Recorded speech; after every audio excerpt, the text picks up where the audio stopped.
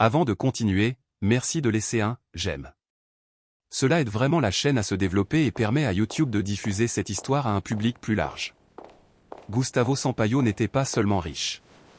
Millionnaire, propriétaire de l'une des plus grandes entreprises de construction de la ville, il avait l'habitude de tout commander, de tout décider et de tout contrôler. Rien n'échappait à son emprise. Du moins, c'est ce qu'il croyait. Ce soir-là, Gustavo rentra chez lui plus tôt que prévu. Sans prévenir. Sans chauffeur. Sans escorte. Une décision simple, presque insignifiante, qui allait pourtant tout bouleverser. Le manoir était plongé dans un silence pesant. Un silence inquiétant, un silence qui laissait présager un danger. Gustavo tourna la clé dans la serrure, repensant à cette journée difficile et à l'étrange vertige qui le tenaillait depuis quelques semaines. Le médecin avait dit que c'était le stress. Vanessa, sa femme, lui avait conseillé de lui faire davantage confiance. Dès que la porte s'ouvrit, tout devint noir. Une force brutale l'entraîna à l'intérieur. Avant qu'il puisse réagir, une main lui couvrit violemment la bouche. « Tais-toi. Ne dis rien, ou tu vas mourir. » Sa voix tremblait. Ce n'était pas une menace froide et brutale. C'était la panique. La peur à l'état pur. Gustavo tenta de se débattre, mais se figea en reconnaissant ce regard. C'était Rosa. La femme de ménage.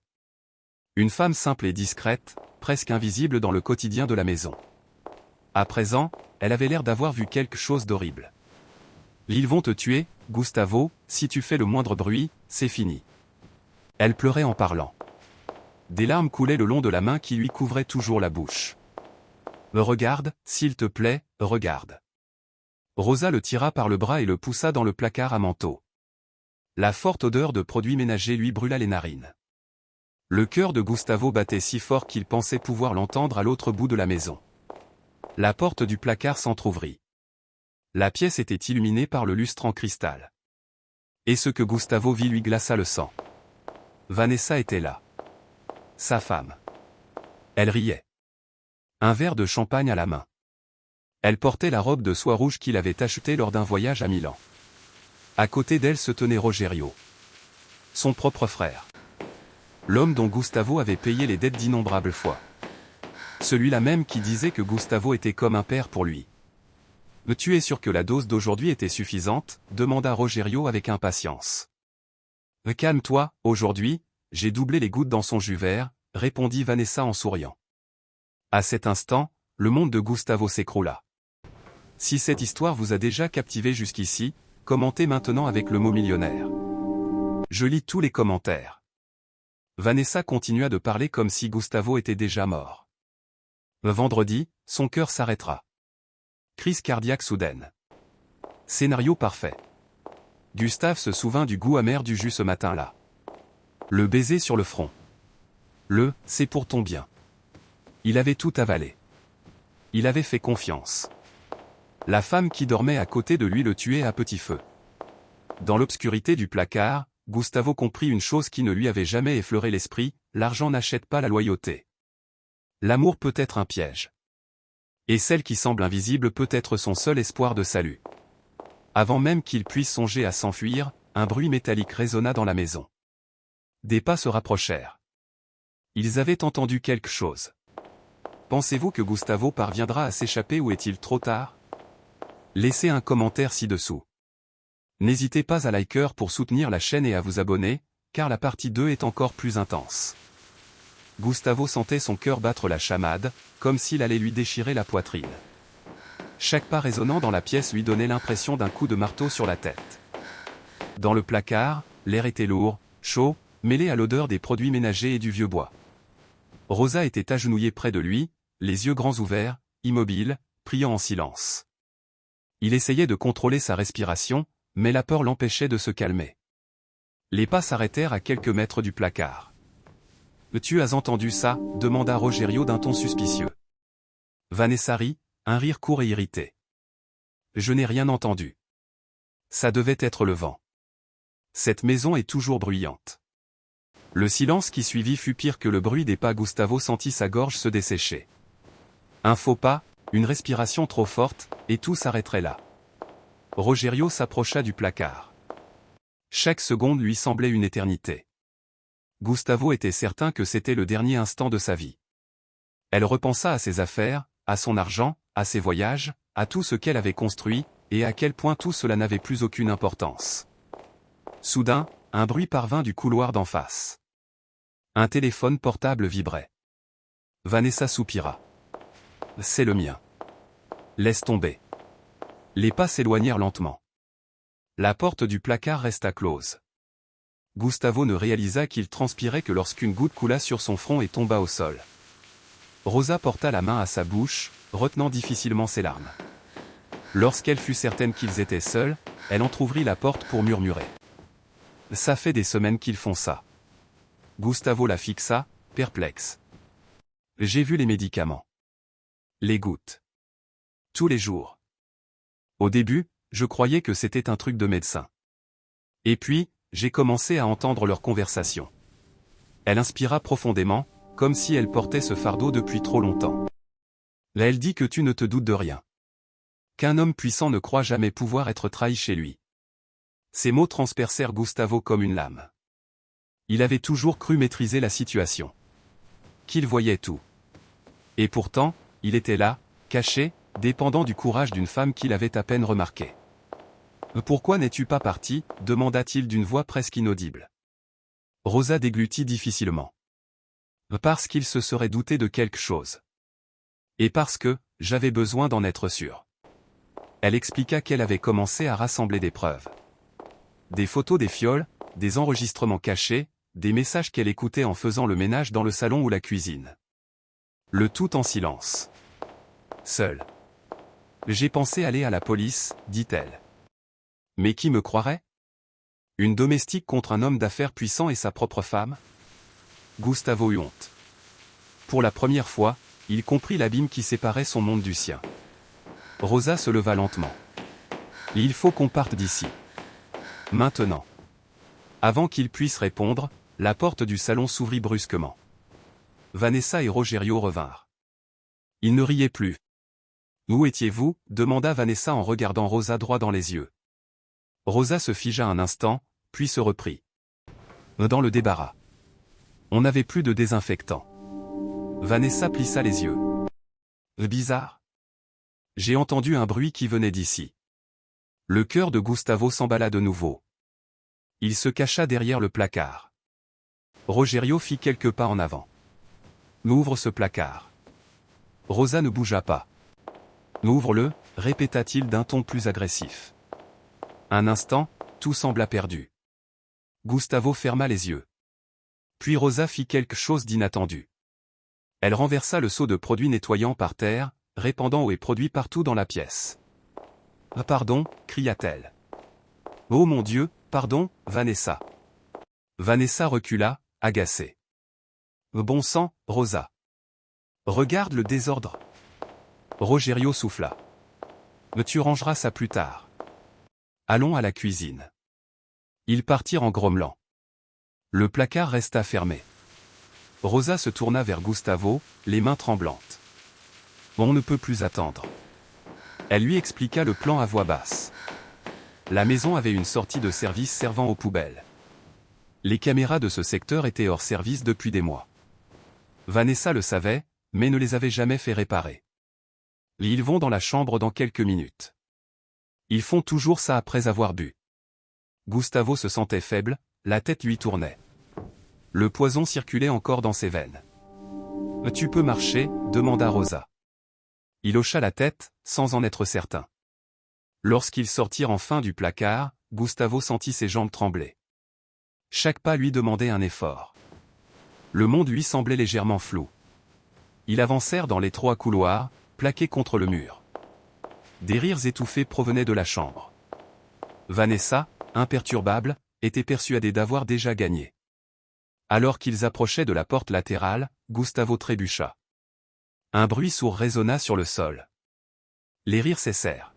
« Qu'est-ce que c'était » demanda Vanessa. Rosa poussa Gustavo en avant. « Cours !» Ils ouvrirent la porte et sortirent dans la cour obscure. L'air froid de la nuit frappa Gustavo au visage comme une décharge.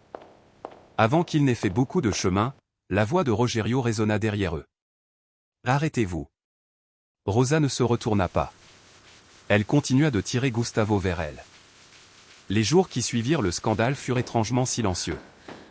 Gustavo se réveillait chaque matin avec l'impression que quelque chose clochait encore, comme si le danger n'était pas vraiment passé. Le manoir lui paraissait toujours aussi grand, aussi vide. Chaque pièce semblait résonner de souvenirs désormais amers. La chambre où il avait dormi avec Vanessa semblait un décor abandonné, figé dans le temps, et il l'évitait autant que possible. Même après avoir survécu à la tentative d'assassinat, Gustavo sentait qu'il avait perdu quelque chose d'irréparable, la confiance. Non seulement envers les autres, mais aussi envers lui-même. Comment quelqu'un d'aussi prudent en affaires, d'aussi méfiant envers les contrats et les clauses, pouvait-il ignorer les signes les plus évidents chez lui? Rosa apparaissait régulièrement. Toujours discrète, toujours ponctuelle. Elle ne demandait rien d'inutile. Elle était simplement là. Parfois, elle apportait à manger. Parfois, elle restait assise en silence. Gustavo comprit que ce silence était différent du silence de la trahison. C'était un silence de respect. C'est un de ces après-midi qu'il décida de tout raconter à personne. Il parla de sa peur de mourir, de l'humiliation de réaliser qu'il était lentement empoisonné, de la douleur d'entendre sa propre femme planifier sa mort comme s'il s'agissait d'une simple conversation. Rosa écouta tout sans l'interrompre. Il ne te voyait pas comme une personne, finit-elle par dire. Seulement comme un obstacle. Ces mots résonnaient sans cesse dans la tête de Gustavo. La presse s'emparait de l'affaire. Les journalistes se pressaient devant la porte. Chaque jour, de nouveaux titres paraissaient, chacun proposant sa version de l'histoire. Certains disaient qu'il avait tout provoqué. D'autres insinuaient qu'il exagérait. Gustavo prit conscience d'une cruelle réalité: quand on est puissant, les gens ne veulent pas connaître la vérité. Ils veulent un récit qui conforte leurs croyances. Le procès de Vanessa et Rogerio commença quelques semaines plus tard. Gustavo ne voulait pas y aller. Il ne voulait pas revivre tout cela. Mais il savait qu'il devait être là. Non par vengeance, mais pour tourner la page. En entrant dans la salle d'audience, il sentit des dizaines de regards peser sur lui. Vanessa était assise dans le box des accusés. Elle ne pleurait pas. Elle ne semblait éprouver aucun remords. Elle le fixait simplement avec mépris. Rogerio évitait de le regarder. Pendant son témoignage, Gustavo raconta tout. Chaque détail. Chaque sensation. Un silence de mort s'abattit sur la salle lorsqu'il décrivit le moment où il avait entendu sa propre sentence de mort, dissimulée dans le placard. Certains pleurèrent. D'autres détournèrent le regard. Vanessa tenta de se défendre. Elle affirma que c'était une exagération. Qu'elle n'avait jamais vraiment voulu le tuer. Que c'était juste un plan qui avait mal tourné. Cette phrase fut comme un coup de poing. Gustavo comprit alors qu'elle signifiait quelque chose de terrible. Pour elle, sa vie avait toujours été négociable. Le verdict tomba des mois plus tard. Vanessa fut reconnue coupable. Rogerio aussi. La justice avait rendu son verdict. Mais la justice ne guérit pas tout. En quittant la salle d'audience, Gustavo réalisa qu'il ne ressentait aucun soulagement. Il se sentait vide. C'est alors qu'il prit la décision la plus difficile de sa vie. Il commença à démanteler l'empire qu'il avait bâti. Non par obligation, mais par choix. Il vendit des entreprises, rompit des contrats, prit ses distances avec ceux qui ne l'approchaient que par intérêt personnel. Beaucoup le crurent fou. D'autres parlèrent de culpabilité. Mais Gustavo savait parfaitement ce qu'il faisait. Il comprenait que l'argent avait créé une bulle autour de lui. Une bulle qui déformait ses intentions, ses sentiments et ses relations. À l'intérieur, il avait failli mourir. Rosa fut la seule à qui il confia ses projets dès le début. « Je ne veux plus vivre entouré de gens qui ne voient que ce que je possède, dit-il. Je veux savoir qui reste quand il n'y a plus rien à gagner. » Elle acquiesça, comme si elle connaissait déjà la réponse. Avec le temps, Gustavo déménagea.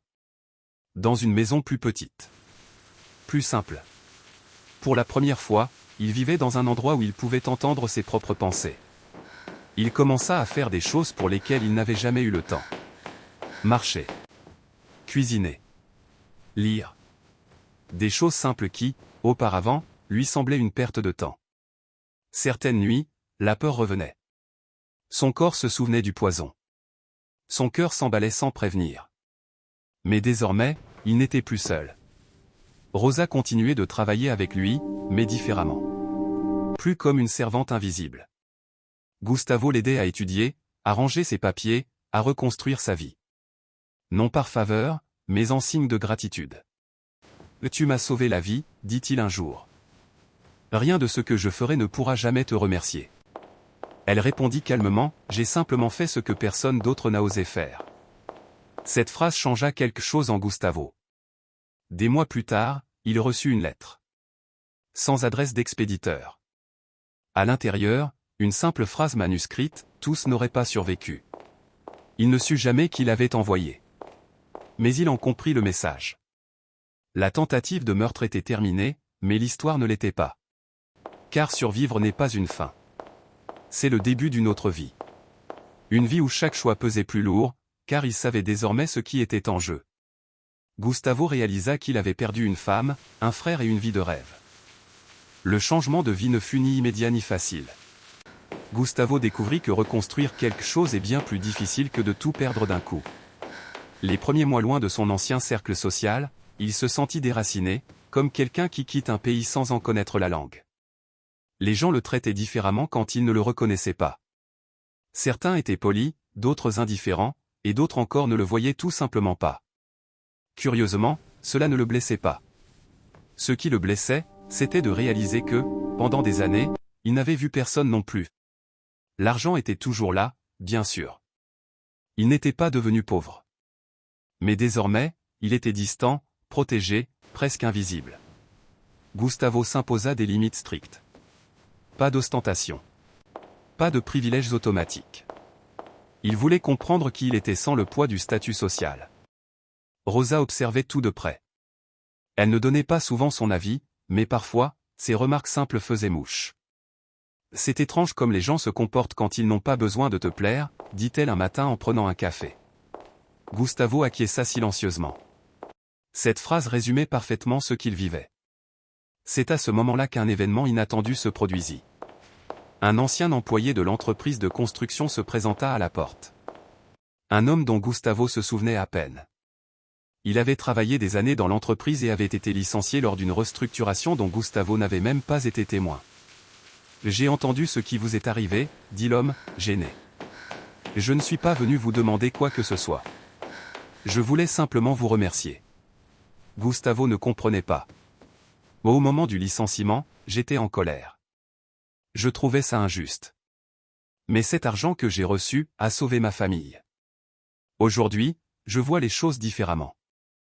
Après le départ de l'homme, Gustavo resta longtemps planté là, fixant la porte close. Pour la première fois, il comprit que ses décisions avaient des conséquences qui dépassaient largement les gros titres et les chiffres. Certaines mauvaises. D'autres bonnes. Mais toutes bien réelles. Quelques jours plus tard, il reçut une autre visite. Celle d'un avocat. Non pas pour parler de procès, mais d'héritage. Vanessa avait laissé un document. Une demande pour lui parler. Gustavo refusa. Il ne voulait pas écouter. Il ne voulait pas rouvrir des blessures qui commençaient enfin à cicatriser. Mais la nuit, seule, la curiosité l'emporta. Le mot contenait peu de mots. Aucune excuse. Aucune demande de pardon. Juste une phrase qui le fit trembler. « J'ai toujours su que tu survivrais. Je ne m'attendais juste pas à ce que ce soit sans moi. » Gustavo déchira le papier. Non pas reine. Mais parce qu'il comprenait que cette femme ne l'avait jamais vu comme une personne. Seulement comme un cas désespéré. Le temps passa. Les mois devinrent une année. L'histoire tomba dans l'oubli. Les gens passèrent à autre chose. Mais Gustavo n'était plus le même homme qui s'était réfugié dans ce placard, terrifié à l'idée de mourir.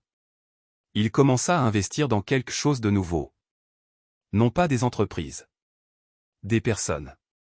De petits projets locaux, presque invisibles. Il aidait sans se mettre en avant. Il observait sans trop s'immiscer.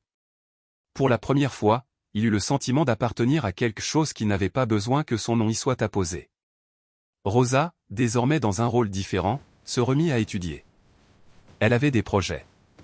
Des rêves qu'elle n'aurait jamais cru possibles. Gustavo la soutenait sans la contrôler. Il apprit à écouter plus qu'à parler. Un soir, assis en silence, elle lui demanda « As-tu peur de faire confiance à nouveau ?» Gustavo réfléchit longuement avant de répondre. « Oui. Mais j'ai appris que la peur ne peut pas tout décider. » Il savait qu'il ne ferait plus jamais confiance comme avant. Mais il savait aussi que se replier sur lui-même était une autre façon de mourir à petit feu. Quelque temps plus tard, il reçut un appel inattendu. Une fondation souhaitait le récompenser. Non pas pour l'argent, mais pour le changement. Pour la façon dont il avait géré la situation. Il refusa. « Je n'ai pas fait ça pour servir d'exemple, dit-il. » Mais ce refus, curieusement, fit plus de bruit que n'importe quelle récompense. Dans la dernière scène de cette étape de sa vie, Gustavo était assis seul, contemplant la ville au crépuscule. Sans sécurité. Sans hâte. Il repensait à tout ce qu'il avait perdu et à tout ce qu'il avait gagné. Il avait perdu l'illusion du contrôle. Il avait perdu une famille qui n'avait jamais vraiment existé. Il avait perdu cette version de lui-même qui se croyait omniscient. Mais il avait gagné quelque chose de rare. La conscience. Si vous êtes arrivé jusqu'ici, commentez, pensez-vous que survivre change qui nous sommes ou révèle simplement qui nous avons toujours été? Laissez un like pour soutenir la chaîne et abonnez-vous, car cette histoire se conclut dans la partie 5 et la fin n'est pas une histoire de vengeance, mais une histoire de choix. L'année écoulée fut la plus calme de toutes. Gustavo ne cherchait pas à s'informer, ne répondait pas aux appels qui ne provenaient pas de ses proches.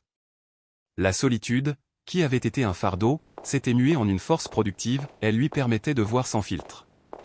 Libéré du regard du monde, il se comprenait enfin. Et ce qu'il voyait n'était pas beau, mais c'était la vérité. Il se souvenait de chaque trahison, de chaque rire dans son dos, de chaque fois où il avait eu l'impression que le sol se dérobait sous ses pieds. Mais il se souvenait aussi de la gratitude des inconnus, des petites victoires silencieuses, des personnes qui, sans le savoir, avaient été touchées par ses actions, même s'il ne recherchait pas la reconnaissance. Rosa, plus sûre d'elle, se lançait dans des projets qui lui avaient paru impossibles auparavant. Gustavo la regardait avec une fierté contenue, réalisant qu'il existait quelque chose de plus important que la richesse ou le statut social, la capacité d'inspirer autrui par son exemple, sans rien attendre en retour. Il comprit que c'était là le véritable héritage qu'il pouvait laisser. Un après-midi, il reçut une lettre sans adresse d'expéditeur. À l'intérieur, une phrase manuscrite. Certaines portes se ferment pour que d'autres s'ouvrent. Et certaines personnes partent pour que tu découvres qui a vraiment besoin de rester. Gustavo resta immobile, le papier à la main, ressentant à la fois un poids et une légèreté. Cette phrase résumait tout ce qu'il avait appris, la douleur, la perte, la rédemption. Mais aussi l'importance du choix. Tous ceux que nous aimons ne méritent pas de rester dans nos vies, et tous ceux qui nous ont fait du mal ne définissent pas qui nous sommes. Il repensa à Vanessa, aux amis qu'il avait abandonnés, à toutes les occasions manquées par orgueil ou par aveuglement émotionnel. Il réalisa que, pendant des années, il avait recherché l'approbation des autres, mais jamais la sienne. Et c'était peut-être la plus grande leçon de toutes. Puis, dans le silence de la nuit, Gustavo fit quelque chose qu'il n'avait jamais fait auparavant, il s'écrivit une lettre. Non pas avec colère, non pas avec des excuses, mais avec lucidité. Chaque mot était une promesse silencieuse de ne plus se perdre, de ne plus jamais se laisser définir par les attentes d'autrui. Je ne promets pas de ne pas faire d'erreur. Mais je promets d'être fidèle à moi-même. Je ne promets pas de plaire à qui que ce soit. Mais je promets de respecter mes valeurs. Je ne promets pas d'oublier. Mais je promets d'apprendre. Et, tandis qu'il écrivait, il ressentit quelque chose qu'il n'avait pas ressenti depuis des années, la paix. Non pas la paix superficielle de quelqu'un qui fait semblant d'aller bien, mais la paix de celui qui a enfin appris à survivre et à vivre. Quelques jours plus tard, Gustavo décida de sortir seul de chez lui pour flâner dans la ville. Pas de garde du corps, pas d'obligation, pas de regard curieux. Il observa simplement. Il observa les gens pressés, les cafés emplis de rire, les enfants qui couraient dans les parcs. Il observa la vie se dérouler sans avoir besoin de la contrôler. Une dame le bouscula par inadvertance, s'excusa et lui sourit. Il lui rendit son sourire. De petits gestes, auparavant imperceptibles, lui paraissaient désormais immenses. Chaque personne, chaque instant, avait une valeur inestimable. Il comprit que la vraie richesse ne résidait jamais dans l'argent, la gloire ou les titres. C'était le pouvoir de ressentir et d'être présent. À cet instant, Gustavo prit conscience d'une chose fondamentale, la vengeance, la colère, la frustration, tout cela n'était qu'une histoire que le monde racontait sur lui, mais ne définissait pas qui il était. Il était bien plus que la somme de ses pertes et de ses humiliations. Il était choix, conscience, action silencieuse. C'est alors qu'il prit la décision finale, il ne chercherait pas à retrouver ceux qu'il avait abandonnés, ni à réparer ce qui avait été brisé. Au lieu de cela, il se concentrerait sur la construction de quelque chose de nouveau, d'authentique, qui ne dépendrait de l'approbation de personne. Chaque geste, chaque mot, chaque relation, serait fondé sur la vérité, l'intégrité et la liberté d'être lui-même. Rosa, voyant son père enfin apaisé, sentit sa force se refléter en elle. Ils commencèrent à élaborer des projets ensemble, mais cette fois-ci de manière simple et authentique, sans ostentation, sans pression. Une petite entreprise locale au service de la communauté. Un projet pour apprendre aux jeunes à gérer les frustrations, les pertes et les changements. Gustavo commença à comprendre que sa vie, malgré les traumatismes et les pertes, pouvait être une source d'inspiration discrète, loin des projecteurs. Un soir, en feuilletant de vieux papiers, il retrouva une photo de lui enfant. Il souriait, les yeux pétillants de rêve. Un frisson le parcourut. Il se souvint de tous ses rêves et de tout ce qu'il avait perdu, mais aussi de tout ce qu'il avait surmonté sans s'en rendre compte, la force, le courage, la résilience. Gustavo comprit que le plus grand triomphe ne résidait pas dans la victoire sur les autres ni dans la récupération de ce qu'il avait perdu. Il résidait dans sa propre survie, face à ses propres peurs et à ses propres attentes. Il résidait dans le fait de se réveiller chaque jour et de décider de vivre, et non pas seulement d'exister. Et, pour la première fois depuis longtemps, il se sentit entier. Au dernier chapitre de ce voyage, Gustavo se rendit au belvédère de la ville, d'où il pouvait voir les lumières s'allumer lentement. Le vent froid sur son visage fit ressurgir des souvenirs de jours difficiles, et aussi la promesse de jours meilleurs. Il ferma les yeux, inspira profondément et sourit. Il n'était plus question de justice, de vengeance ou de reconnaissance. Il était question de choix, de liberté et d'une vie pleine. Le soleil commença à se lever, et avec lui, un sentiment de renaissance. Gustavo savait qu'il n'oublierait jamais ses cicatrices, mais il savait aussi qu'elles ne définissaient pas son histoire. Il était l'unique maître de son destin. Et tandis que la ville s'éveillait, une dernière pensée lui traversa l'esprit, presque un murmure. Si j'ai survécu à tout cela, je peux survivre à tout. Et cette fois, le choix m'appartient.